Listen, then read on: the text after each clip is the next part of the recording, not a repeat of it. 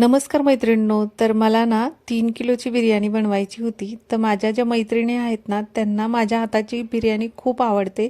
त्यासाठी मी 3 किलोची बिर्याणी करायला घेतली होती। तर पहा, मी जे आपण भाज्या घेते ना ते सगळ्या मी म्हणजे तेलामध्ये तळून घेते, त्याच्यामुळे ना बिर्याणीला खूप छान चव येते। तर मी फ्लावर, वाटाणा, बटाटा, गाजर ह्या मी भाज्या घेतल्या होत्या आणि त्या तळून घेतल्या। पनीर पण मी तळून घेते आणि फरसबी पण असती, ती पण टाकली ना छान लागते, पण मी ती काय आणली नव्हती त्याच्यामुळे ती नाही टाकली।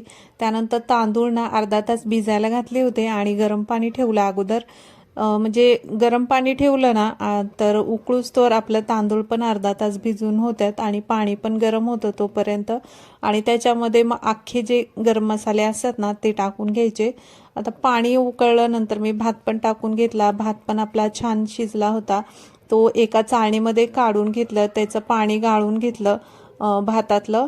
आणि पहा, मी ही जी पेस्ट केलेली होती ना ती अद्रक, लसूण, कोथिंबीर, पुदिना आणि 1-2 मिरच्या हे आम्ही बारीक वाटून घेतल्या होत्या आणि हे पूर्ण गरम मसाले घेतले होते आणि कांदा छान तळून घेतला। त्यानंतर हे सर्व मी सुके मसाले टाकून घेतले। त्यानंतर 2-3 टोमॅटो घेतले होते, ते चिरून घेतला होता।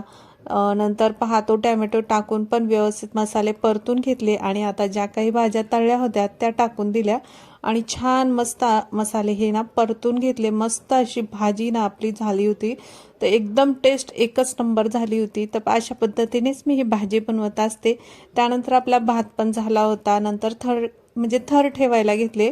तर सर्वात अगोदर ना मी ज्या टोपामध्ये भात शिजवला होता ते तांदूळ ना मी म्हणजे भाताचे जे तांदूळ होते ना ते मी त्याच्यामध्ये टाकून घेतले, भात टाकून घेतला। त्यानंतर थोडंसं पाणी टाकून घेतलं आणि जे म्हणजे नारंगी कलर, हिरवा कलर घेतला होता तो त्याच्यावरती टाकला। परत कांदा तळून घेतला होता तो टाकला, थोडी कोथिंबीर टाकली, भाजी टाकली। आता भाजी बनवलेली ना ती टाकून घेते। आपल्याला मस्त थराची बिर्याणी बनवायची होती। तर पहा, आणि जे 1.25 किलो तांदूळ घेतले होते मी याच्यासाठी, तर मस्त आपली 3 किलोची बिर्याणी झाली असेल ही तशी। तर खूप छान अशी आपली बिर्याणी झाली आणि मी ना केवडा इसेन्स त्याच्यामध्ये टाकला होता। जो कलर घेतलेला आहे ना त्याच्यामध्ये केवडा इसेन्सने ना खूप मस्त वास येतो आणि खूप छान अशी आपली बिर्याणी बनते।